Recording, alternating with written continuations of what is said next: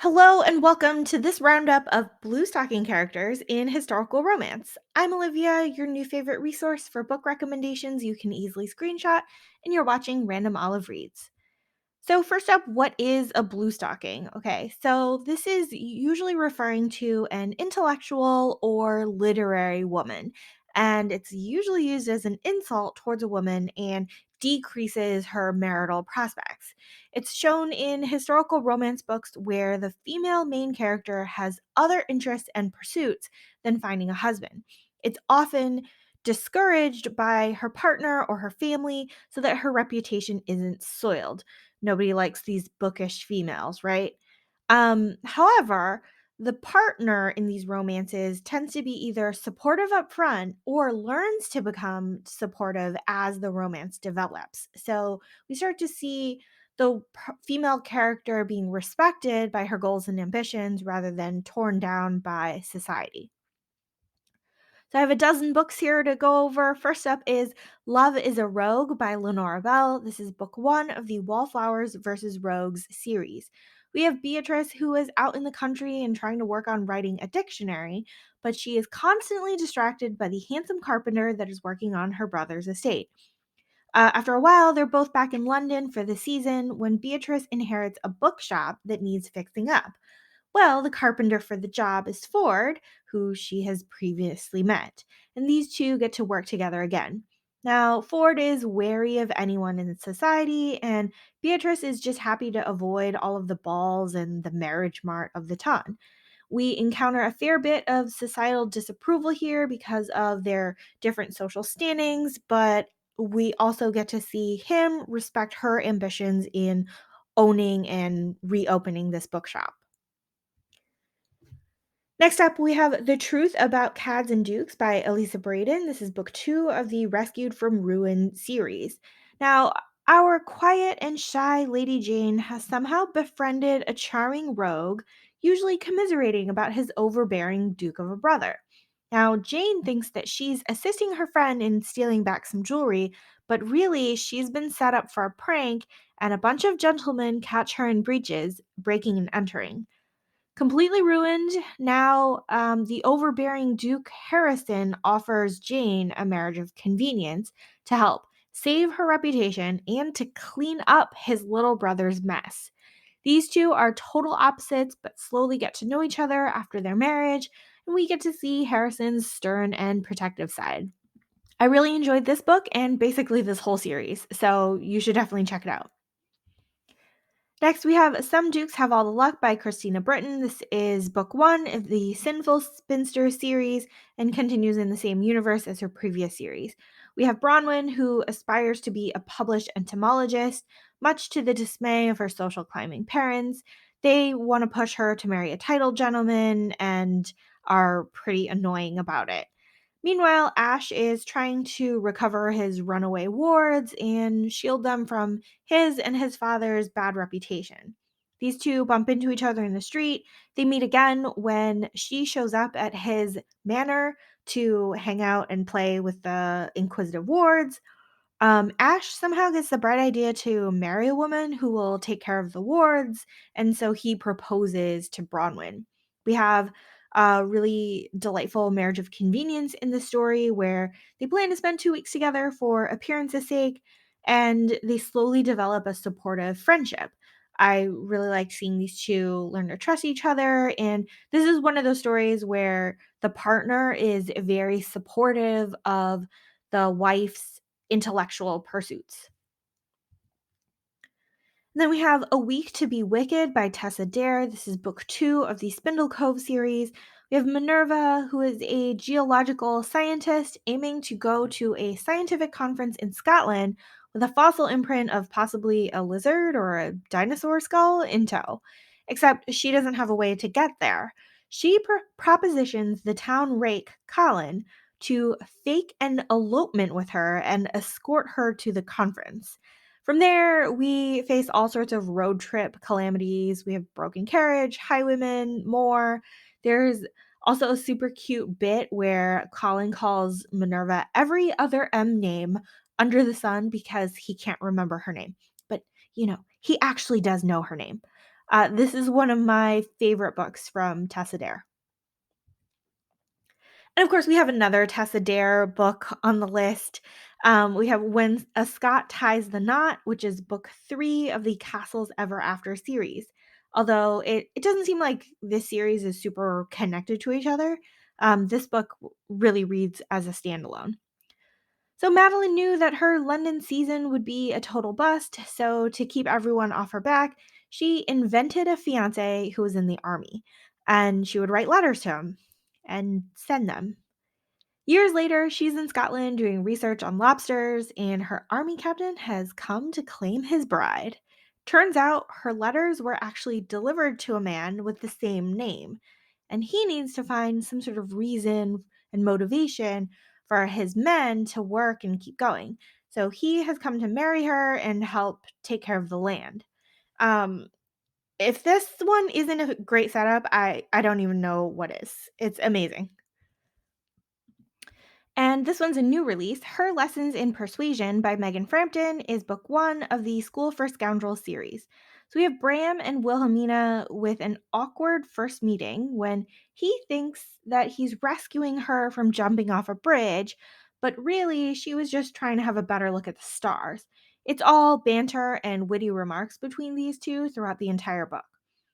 They meet again when Bram is being auctioned off to escort someone to the opera, with the funds going to a boys' orphanage where he grew up.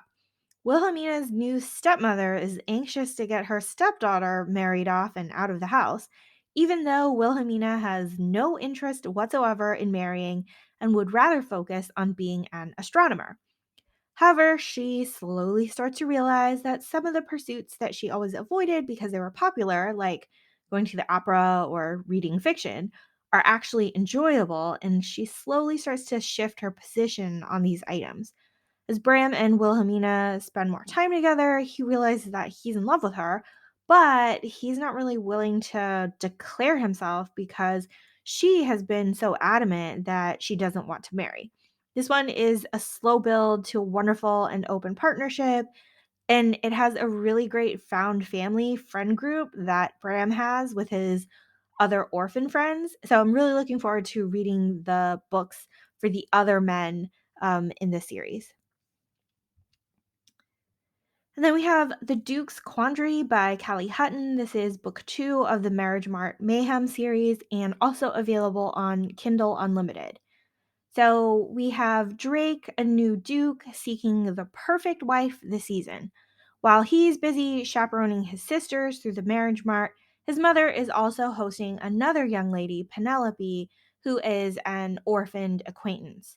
Now, Penelope is clumsy and awkward in society. She would much rather be in the garden pursuing her botany. She had grown up with her botanist father and spent more time in the dirt than anything else. She also wears spectacles, but her society aunt has told her, don't wear spectacles. And so she bumps into things even more than when she can see. Drake and Penelope are probably the worst match possible because they're total opposites, but they are undeniably attracted to each other. So it's entertaining to see how they work out their differences. And then I love seeing Drake be all sweet and protective of Penelope. Now we have The Scholar and the Scot by Caroline Lee. This is book 3 of the Second Chance Manor series, available on Kindle Unlimited. The series is based on a group of 6 friends who met in finishing school, and now they're at a house party for the week. Olive would much rather be reading her new copy of an archaeology journal rather than socialize with the gentleman there. However, one of her friend's brother is also an archaeologist and boasting about his exploits at the dinner table. When they start talking, they realize that they have a lot in common and they even go on a little archaeological dig together at a local site. This one is a short and quick read and super fun. Next, we have My Kind of Earl by VIVIENNE LORRET. This is book 2 of the Mating Habits of Scoundrels series. This series makes the most sense if you read it in order. We have a group of female friends who had one friend who was ruined and banished to the country. So the rest of them decide, hey, we're going to write a book about rakes and scoundrels so that other women will know how to avoid them. Well, Jane is at a brothel doing some research, but somehow ends up inciting a fight there. She's rescued by one of the scoundrels and is instantly attracted, of course. However, she notices that he has a unique birthmark and wants to help investigate his family origins. They need to work together to figure out the mystery and, of course, spend time together along the way. Despite the initial social class differences between these two, it's clear our guy is descended from some noble family, so perfectly suitable for our young lady. Here we have One Good Earl Deserves a Lover by Sarah MacLean. It is book 2 of the Rules of Scoundrels series. So we have Pippa, who is the younger sister of the lady from book 1 and nearly engaged to some boring gentleman. She's of a scientific mind and would like to know more about what the marital bed will involve before actually getting married.